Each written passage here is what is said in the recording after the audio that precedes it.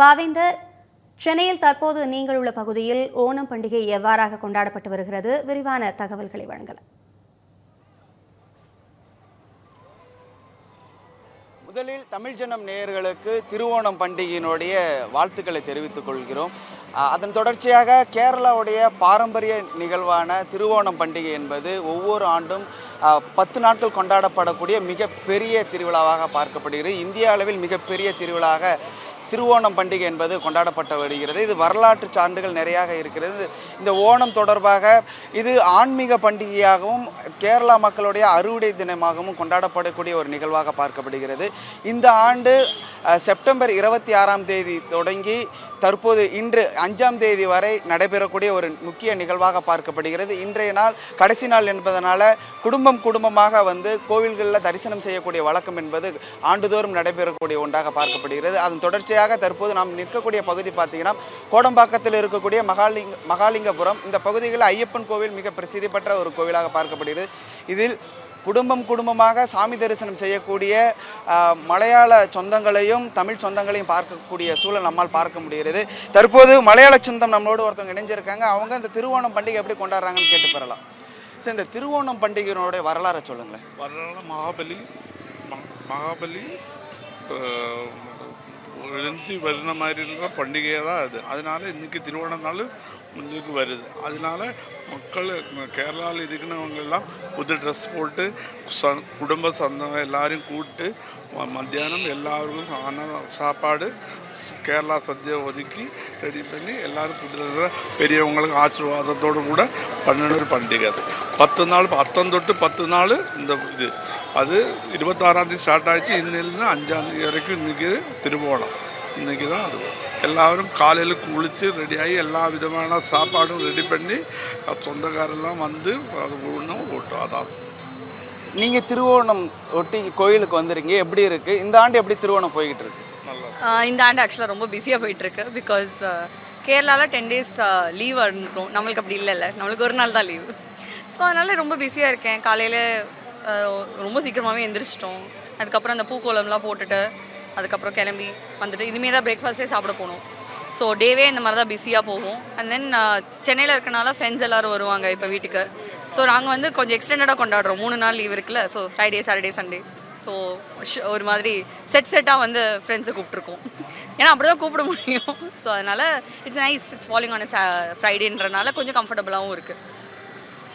அதாவது கேரளாவில் பல்வேறு பூக்களை வைத்து கோலங்களை போடக்கூடிய காட்சிகள் பார்க்க முடியும். அதே போல் இந்த பகுதியில் இருக்கக்கூடிய ஐயப்பன் கோவிலில் அதே நிகழ்வு என்பது ஏற்பட்டு இருந்தது.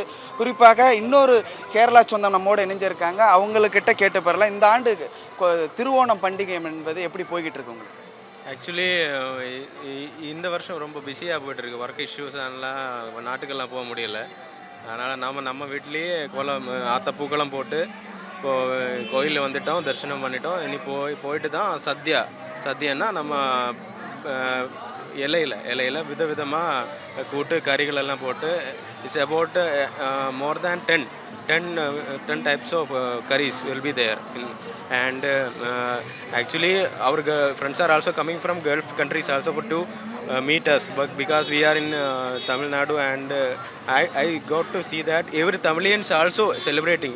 This is just like cultural, not only cultural, traditional event of Malayalis, and even nowadays Tamilians also join to us to celebrate Onam also. So we are so happy to see all of us together, mingling together and seeing in this temple also. So very thank you and happy Onam to all of us, all. நீங்கள் சொந்த ஊரில் இருக்கும்போது ஓணம் பண்டிகை எப்படி கொண்டாடுவீங்க? இங்கே தமிழ்நாட்டில் இருக்கீங்க, கோவிலுக்கு வந்துட்டு இது எப்படி இருக்குது, அதை பற்றி சொல்லுங்கள். அந்த டிஃப்ரென்ஸு அங்கே ஊரில் இருக்கப்போ ரிலேட்டிவ்ஸ் எல்லாமே ஒன்றா இங்கே நம்ம மட்டும்தான் இருக்குது. அங்கே மோர் தேன் 10 to 15 days செலிப்ரேட் பண்ணுவேன். ஃபுல்லாக பொறுமை அதெல்லாம் மிஸ் ஆயிடுச்சு. அதுதான் ரொம்ப டிஃப்ரென்ஸ். அங்கே இந்த விளையாட்டு போட்டிகள்லாம் நடக்கும்ல, அது தொடர்பாக ஏதாவது சொல்ல முடியுமா? ஓணம் பண்டிகையொட்டி படகு போட்டி அதெல்லாம் அப்படியெல்லாம் எனக்கு இப்போ கிளப்பு அந்த மாதிரி குரூப்ஸ் எல்லாம் செலிப்ரேட் பண்ணுவேன். அதெல்லாம் இங்கே மிஸ் ஆயிடுச்சு. கேரளா சொந்தங்கள் தமிழ்நாட்டில் இருக்கும்போது அவர்களுடைய ஓணம் பண்டிகை என்பது சில இடங்களில் தொய்வு ஏற்பட்டிருப்பதாகவும், ஆனால் கோவிலுக்கு வந்த பிறகு முக்கியமான நிகழ்வாக பார்க்கப்படுகிறது. இங்கே ஏராளமான பக்தர்கள் கூடியிருக்கக்கூடிய காட்சிகள் நம்மால் பார்க்க முடிகிறது. நாம் நிற்கக்கூடிய பகுதி பார்த்திங்கன்னா மகாலிங்கபுரத்தில் இருக்கக்கூடிய கோவில். அதாவது இந்த திருவோணம் பண்டிகை என்பது மகாவிஷ்ணுவின் 5வது அவதாரமான வாமன அவதாரத்தையும் தனது மகாபாலிக்கு பெருமாள் அருள் செய்ததையும் ஆட்கொண்டதையும் கொண்டாடும் உன்னத திருநாளாக இந்த திருவோணம் பண்டிகை என்பது கொண்டாடப்பட்டு வருகிறது. கேரளா மக்களின் முதன்மையான பண்டிகையாகவும் இந்த திருவோணம் பண்டிகை என்பது இருந்து வரக்கூடிய சூழலில் இப்போ பல்வேறு மக்கள் இங்கே பண்டிகை கொண்டாடக்கூடிய சூழல் நம்மால் பார்க்க முடிகிறது. தொடர்ந்து இந்த பகுதிகளில் மலையாள சொந்தங்களும் தமிழ் சொந்தங்களும் இங்கே இருக்கக்கூடிய ஐயப்பன் கோவிலுக்கு சாமி தரிசனம் செய்து வருகின்றனர்.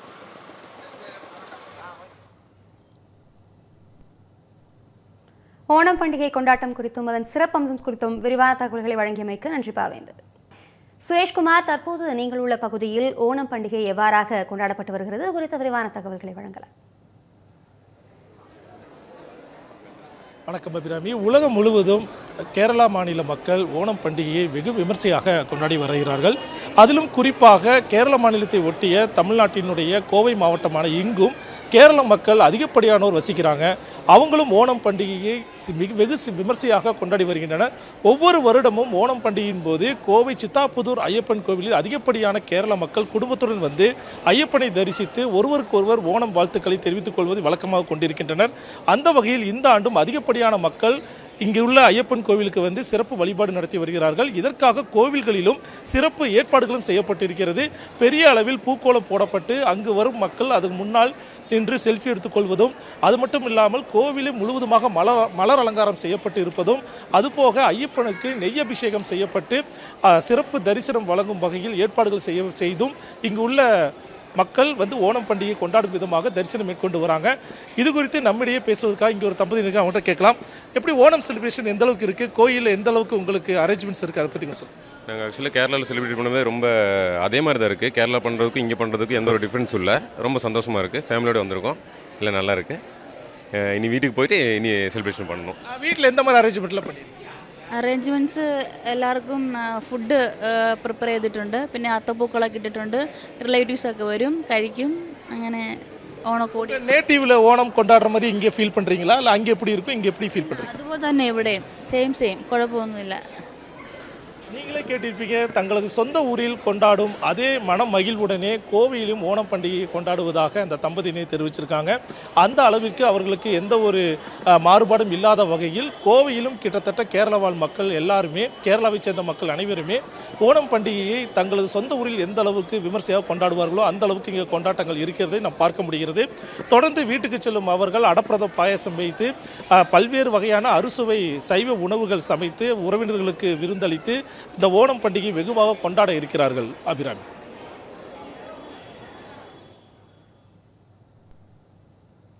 விவரங்களுக்கு நன்றி சுரேஷ்குமார். வணக்கம் அபிராமி.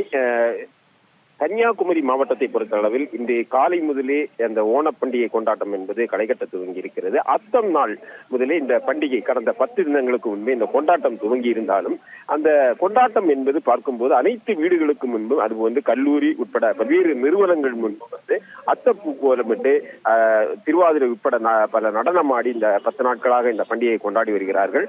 அத்தம் நாள் முதல் திருவோண நட்சத்திரம், அதாவது இன்றுதான் திருவோண நட்சத்திரம். இந்த திருவோண நட்சத்திரம் திருவோண பண்டிகை கொண்டாடப்படுகிறது. மகாவிஷ்ணுவின் அவதாரமான வாமனன் அந்த மாவேலி மன்னர், அந்த கேரளாவை கடவுளின் தேசம் என்று அழைக்கப்படும் கேரளாவை ஆண்டு வந்த மாவேலி மன்னரிடம் அவர் கொடை வள்ளலாக திறந்தார். அப்போது அவரை சோதிக்க அங்க வாமன வந்தபோது அவர் கொடை வள்ளலாக இருந்த போது நான் 3 அடி கேட்டேன். இந்த முதல் அடி நிலத்தில் வைத்த, அடுத்த அடி அந்த கேரள தேசமே அந்த அடியில் அளந்து விட்டது. அதற்கு அடுத்ததாக ஆகாயத்தை அளந்தார். அதற்கு அடுத்ததாக இடம் இல்லாத நேரத்தில் அந்த மாவேலி மன்னர் தன் தலையை காண்பித்து அளக்க சொன்னார். அப்போது ஒரு வரம் கேட்டார்.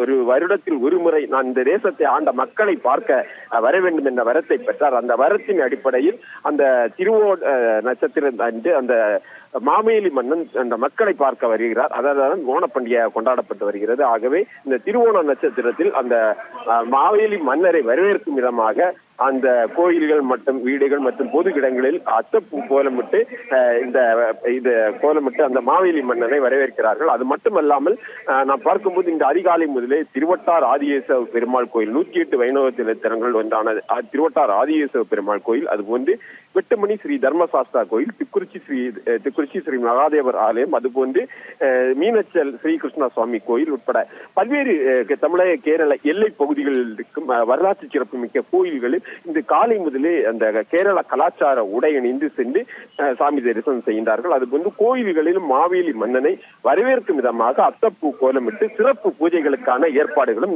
செய்யப்பட்டிருக்கிறது. தொடர்ந்து அந்த பொது வழிகள் மற்றும் கோயில்கள் அதுபோன்று வீடுகளிலும் அத்தப்பூ விட்டு திருவோண பண்டிகை கொண்டாட்டம் என்பது களைகட்ட துவங்கி இருக்கிறது. அதுபோன்று ஓண ஊஞ்சல் என்று அழைக்கப்படுவார்கள். அந்த ஓண ஊஞ்சல் ஆடும் நிகழ்ச்சியும் பல இடங்களில் நடந்து கொண்டிருக்கிறது. தொடர்ந்து இந்த பண்டிகையொட்டி குமரி மாவட்டம் ஒரு திருவிழா கோலம் கொண்டிருக்கிறது. விவரங்களுக்கு நன்றி அருள்குமார்.